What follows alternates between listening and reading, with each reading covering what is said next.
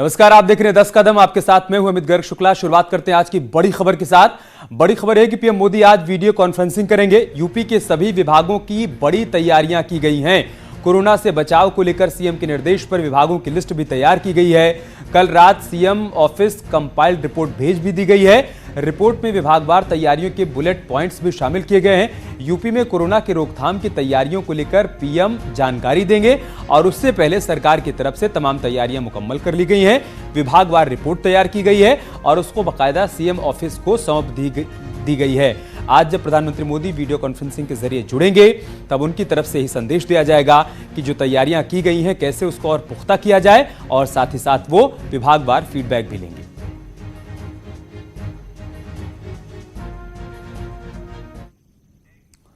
और लखनऊ में आज मेडिकल बुलेटिन भी जारी किया गया है। यूपी में अब तक 19 मरीजों में कोरोना की पुष्टि हुई है। अब तक 7 लोग रिकवर भी हो गए हैं। आगरा में 8, गाजियाबाद में 2, नोएडा में 4, लखनऊ में 4, लखीमपुर खीरी में 1 मरीज को कोरोना की पुष्टि हुई है और कुल मिलाकर 889 टेस्ट नेगेटिव पाए गए हैं। 121 लोगों की रिपोर्ट का भी इंतजार है। यूपी के अलग अलग अस्पतालों में 53 संदिग्ध भर्ती हैं। एयरपोर्ट पर 24,176 लोगों की थर्मल स्कैनिंग भी हो चुकी है। अंतर्राष्ट्रीय सीमा पर 14,48,000 से अधिक लोगों की स्कैनिंग की जा चुकी है। तो तमाम तैयारियां पुख्ता हैं, मुकम्मल है। और इन सब के बीच जो अच्छी खबर सामने आई है वो ये है कि 7 मरीज जो कि कोरोना से संक्रमित थे वो अब रिकवर कर गए हैं, पूरी तरह से स्वस्थ हैं।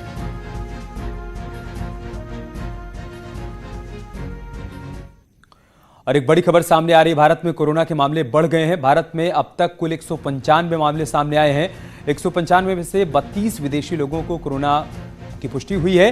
देश भर में अब तक 20 मरीज ठीक भी हो गए हैं। बड़ी खबर हम आपको बता रहे हैं, कोरोना पीड़ितों की जो संख्या है वो बढ़कर 195 हो गई है। बताया जा रहा है कि इसमें 32 विदेशी नागरिक भी शामिल हैं और देश भर में अब तक 20 मरीज ऐसे भी हैं जो कि वक्त पर इलाज मिलने पर ठीक हो गए हैं। मतलब जब उनको ये मालूम हुआ कि वो कोरोना संक्रमित हैं, आइसोलेशन वार्ड में गए, वहां पर उनका इलाज हुआ और वो 20 लोग ठीक हो गए हैं। ये एक अच्छा संकेत है, अच्छी खबर है। और प्रधानमंत्री मोदी ने कल अपने संबोधन में इसी बात का जिक्र किया था कि आप सतर्क रहिए, जागरूक रहिए, दूसरों को भी समझाइए। अगर सिम्टम्स नजर आते हैं तो डॉक्टर के पास जाइए, वक्त पर इलाज होगा तो चीजें बेहतर हो जाएंगी।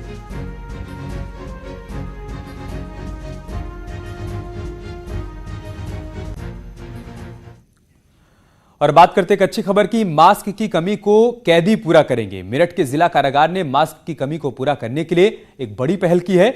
यहां कैदी रोजाना सैकड़ों की संख्या में मास्क बना रहे हैं जिनको बाजार में बेचा भी जाएगा। कोरोना वायरस को लेकर आजकल देश भर में जागरूकता अभियान चलाए जा रहे हैं। जागरूकता के बीच लोगों को बाजार में मास्क तक नहीं मिल रहे। ऐसे में मेरठ जिला कारागार मास्क की कमी को पूरा करेगी। इस जेल में बंद कैदी अब मास्क बनाएंगे जिनको बाजार में बेचा जाएगा। पहली प्राथमिकता हमारी है जो हमारे बंदी हैं उनको मास्क प्रोवाइड करना। जो मुलाकाती बाहर से मिलने आते हैं उनको अगर किसी को आवश्यकता है तो उसको मास्क प्रोवाइड करना। उसके बाद हम लोगों को ये दिशा निर्देश भी मिले हैं आदरणीय डीजी सर के द्वारा, और हम लोगों की जो सोशल रिस्पॉन्सिबिलिटी है, क्योंकि मुझे लगता है ऐसे समय में हम लोगों की एक सामाजिक जिम्मेदारी बन जाती है कि हम पब्लिक के लिए भी उन मास्क को अवेलेबल करा सकें। मेरठ जिला जेल में करीब 30 कैदी लगातार मास्क बना रहे हैं। मास्क बनने के बाद उसे सैनिटाइज कर लोगों को दिया जा रहा है ताकि लोगों को कोरोना से बचाया जा सके। साथ ही जेल प्रशासन लोगों पर नजर रख रहा है ताकि जेल के अंदर वायरस को फैलने से रोका जा सके। बंदियों में अवेयरनेस रेगुलर नियमित तौर पर उनको ये समझाया जा रहा है। हमारे यहाँ अंदर जेल रेडियो काफ़ी जेलों में हमारी लगभग 26-27 जेलों में जेल रेडियो स्टार्ट हो चुका है। तो जेल रेडियो के माध्यम से सुबह शाम उनको अवेयर किया जाता है। जेल के अंदर जाने वाले हर इंसान को सैनिटाइज किया जा रहा है। साथ ही रस्सी के जरिए लोगों के बीच दूरी बनाई जा रही है।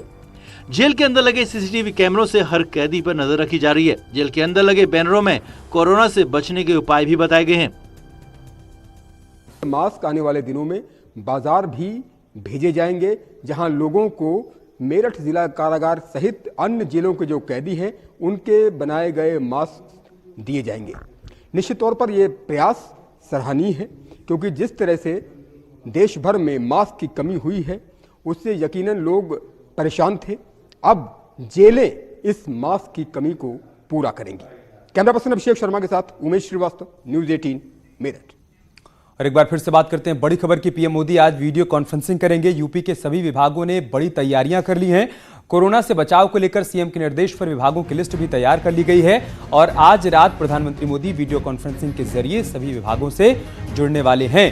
लखनऊ से हमारे संवाददाता अजीत इस वक्त हमारे साथ लाइव जुड़ चुके हैं। अजीत, विस्तार से बताइए क्या जानकारी है, क्या कुछ खास रहेगा इस वीडियो कॉन्फ्रेंसिंग के दौरान, क्या मकसद है इसका? देखिए, बिल्कुल अमित, इसका बड़ा मकसद है क्योंकि इस महामारी से पूरा उत्तर प्रदेश, पूरा देश चपेट में। और कल प्रधानमंत्री ने अपने संदेश भी दिए थे कि लोग सतर्क रहें, सावधान रहें, अपने घरों में रहें। तो मुख्यमंत्री योगी आदित्यनाथ के साथ आज शाम को 8 बजे ये वीडियो कॉन्फ्रेंसिंग है अमित, जिसमें उत्तर प्रदेश सरकार के मुख्य सचिव एसीएस होम, अपर मुख्य सचिव गृह अवनीश अवस्थी के साथ साथ स्वास्थ्य विभाग, चिकित्सा शिक्षा विभाग, आयुष विभाग, जो स्वास्थ्य से जुड़े सभी विभाग है उसके विभागाध्यक्ष यानी प्रमुख सचिव और डीजी दोनों मौजूद होंगे। और सभी विभागों के बुलेट पॉइंट मुख्यमंत्री दफ्तर को दिए गए थे, जो केंद्र सरकार को भी भेज दिया गया, जो केंद्र का स्वास्थ्य मंत्रालय है।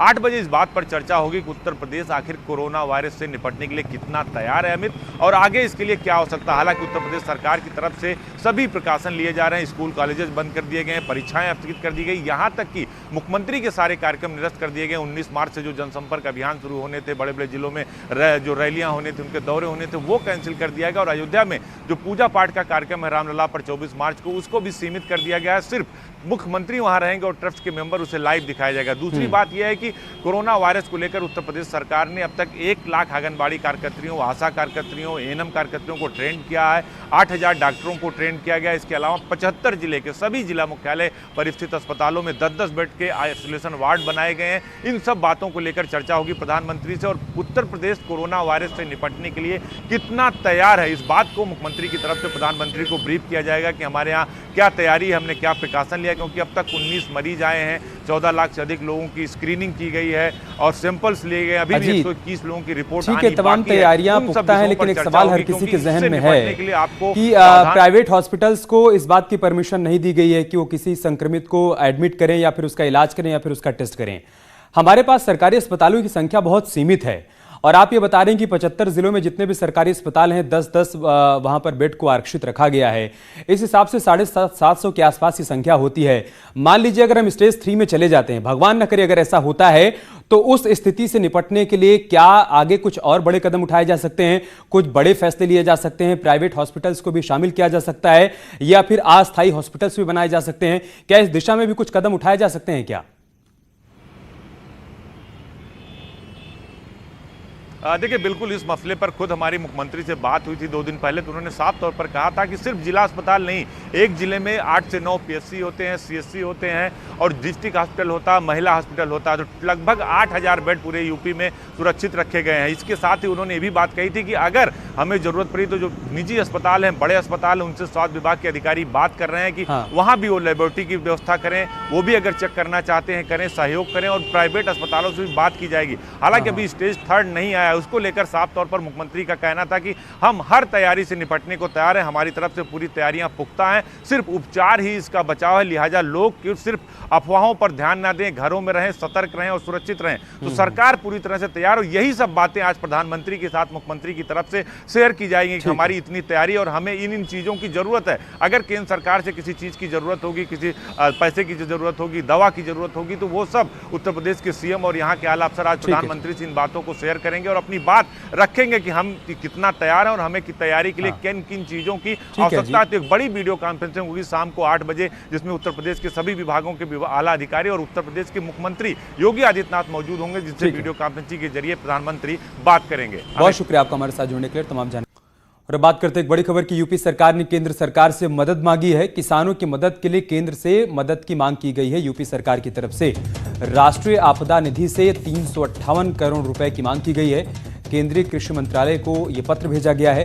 राज्य में 60 जिलों में बड़े पैमाने पर ओलावृष्टि हुई है, जिससे किसानों को काफी नुकसान हुआ है और इसकी भरपाई के लिए राज्य सरकार की तरफ से केंद्र सरकार से मदद की मांग की गई है। केंद्रीय कृषि मंत्रालय को 358 करोड़ रुपए की मांग से संबंधित पत्र भेजा गया है। अब देखना होगा कि इस पत्र को लेकर क्या कुछ संज्ञान लिया जाता है। राज्य में 60 जिले ऐसे हैं जहां पर बेमौसम बारिश और ओले गिरने की वजह से भारी नुकसान हुआ है, किसानों को उनकी फसलों को नुकसान पहुंचा है। ऐसे में सरकार चाहती है कि केंद्र सरकार की मदद से उन किसानों तक राहत पहुंचाई जाए। संवाददाता अजीत लाइव हमारे साथ लखनऊ से इस वक्त जुड़ चुके हैं। अजीत, लगातार ये सवाल उठ रहा था कि किसानों को जो नुकसान हुआ है उसकी भरपाई कब तक होगी, कैसे होगी। उसी दिशा में राज्य सरकार की तरफ से बड़ा कदम उठाया गया है, आर्थिक मदद मांगी गई है।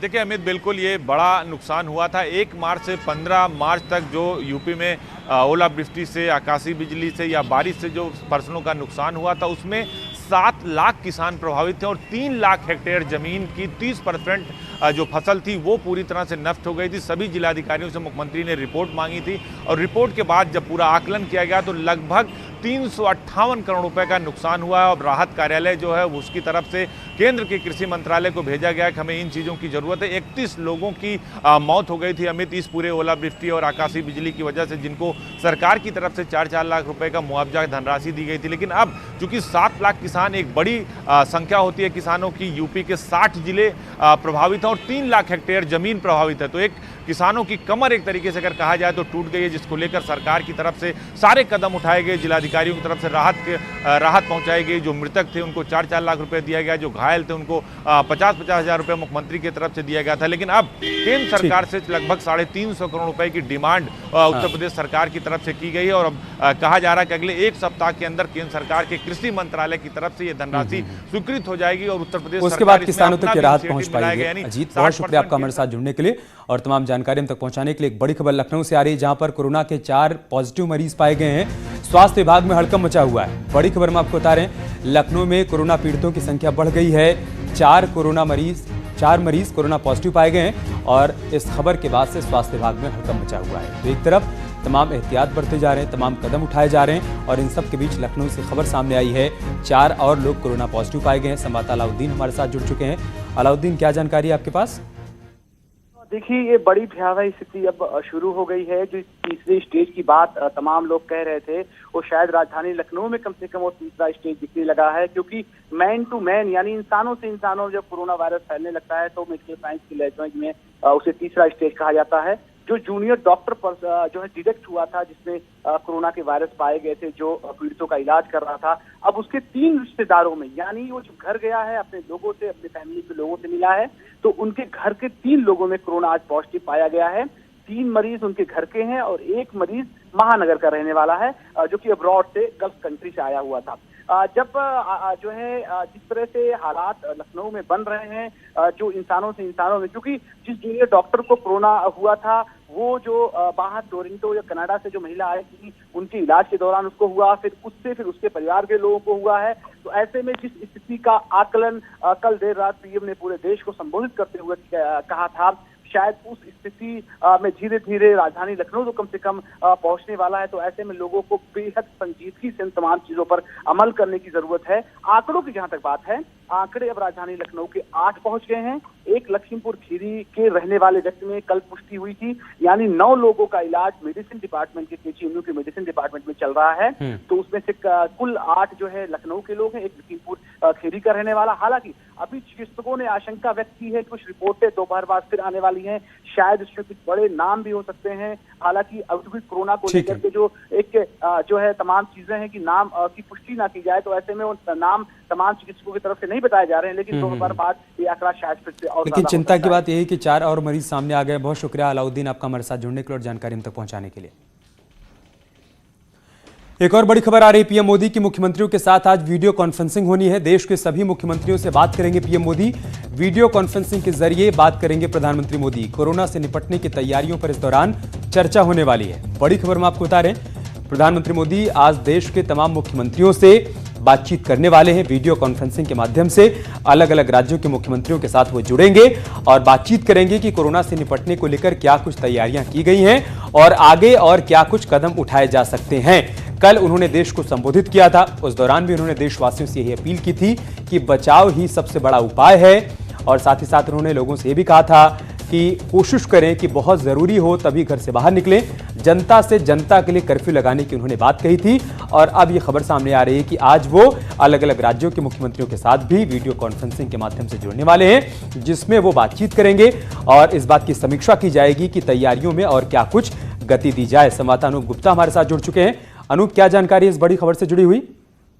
देखिए, आज शाम 4 बजे प्रधानमंत्री नरेंद्र मोदी देश भर के सभी राज्यों के स्वास्थ्य मंत्री और संभावना है कि मुख्यमंत्री भी उस टेलीकॉन्फ्रेंसिंग में शामिल होंगे, उनसे बातचीत करेंगे, उनसे चर्चा करेंगे। और सबसे बड़ी बात है कि कोरोना वायरस को लेकर केंद्र सरकार ने जो पहल ली है और राज्य सरकार किन किन तरह की राज्य सरकार की तैयारियां हैं, इन सभी मसलों पर बातचीत की जाएगी। इसके अलावा राज्य सरकार भी प्रधानमंत्री नरेंद्र मोदी को ये बताएंगे कि किस तरह की समस्याएं उनके सामने आ रही है, किस तरह के इंफ्रास्ट्रक्चर की जरूरत है। तो एक तरह से साझा किया जाएगा राज्य सरकारों के साथ केंद्र सरकार के पहल को, और फिर एक चर्चा से जो कंस्ट्रक्टिव आएगा उसके बाद सूत्र बता रहे हैं कि फिर से हाई लेवल बैठक जो है प्रधानमंत्री कार्यालय में की जाएगी और फिर आगे की तैयारियों की समीक्षा होगी। जी ठीक है, बहुत शुक्रिया आपका हमारे साथ जुड़ने के लिए और जानकारी हम तक पहुंचाने के लिए। और चलिए इसके साथ इस बुलेटिन में इतना है, लेकिन खबरें जारी हैं, बने रहिए हमारे साथ। नमस्कार।